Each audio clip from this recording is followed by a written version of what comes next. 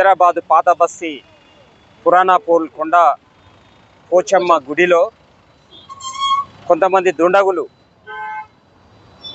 దాడి చేసి విగ్రహాన్ని ధ్వంసం చేసినట్టుగా ఇక్కడ ఉన్నటువంటి వారి ద్వారా సమాచారం తెలిసింది. పాత బస్తీలో ఇలాంటి ఘటనలు రాజకీయ ప్రయోజనాల కోసం జరుగుతూ ఉన్నాయి. ఇది జరిగినటువంటి ఘటనకి రియాక్షన్ పేరుతోటి పక్కనున్నటువంటి సమాధులపైన కూడా దాడి చేసి ధ్వంసం చేసినట్టుగా ఇక్కడ సమాచారం ఉంది. అంటే ఒకదాని పేరుతో ఇంకోటి మతాల పేరుతోటి ఇక్కడ గొడవలు పెట్టడం అనేది రాజకీయాలకి ప్రయోజనాల కోసం ఆ రకంగా చేసేటువంటి శక్తులు, మతోన్మాద శక్తులు పట్ల ప్రజలు అప్రమత్తంగా ఉండాలని సిపిఎం పార్టీగా మేము ప్రజలకు విజ్ఞప్తి చేస్తూ ఉన్నాం.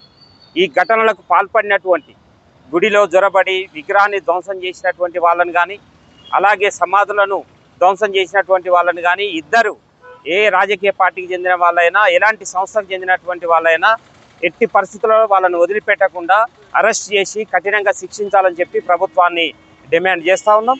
అలాగే పాత బస్తీ ప్రజలందరికీ కూడా ఒకటే విజ్ఞప్తి చేస్తూ ఉన్నాం.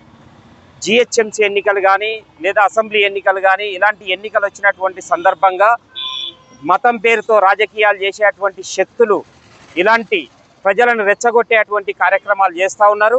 మీరు సంయమనంతో ఉండండి. మతోన్మాద శక్తులను, మతోన్మాద పార్టీలను కట్టడి చేయడానికి మీరందరూ కూడా అప్రమత్తంగా ఉండాలి. మతోన్మాదుల పట్ల జాగ్రత్తగా ఉండి ఓల్డ్ సిటీలో శాంతి భద్రతలు కాపాడుకోవాలి.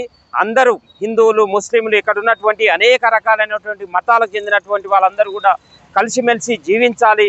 ఎందుకంటే సంక్రాంతి లాంటి పండగ జరుగుతున్నటువంటి ఇలాంటి సందర్భంలో ఈ ఘటనలు జరగడం అనేటువంటిది అది సరైనది కాదు.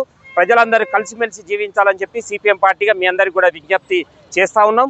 మతోన్మాదుల ఉచ్చులో పడకండి, మీరు సంయమనంతో వ్యవహరించండి అని చెప్పేసి కోరుతా ఉన్నాం.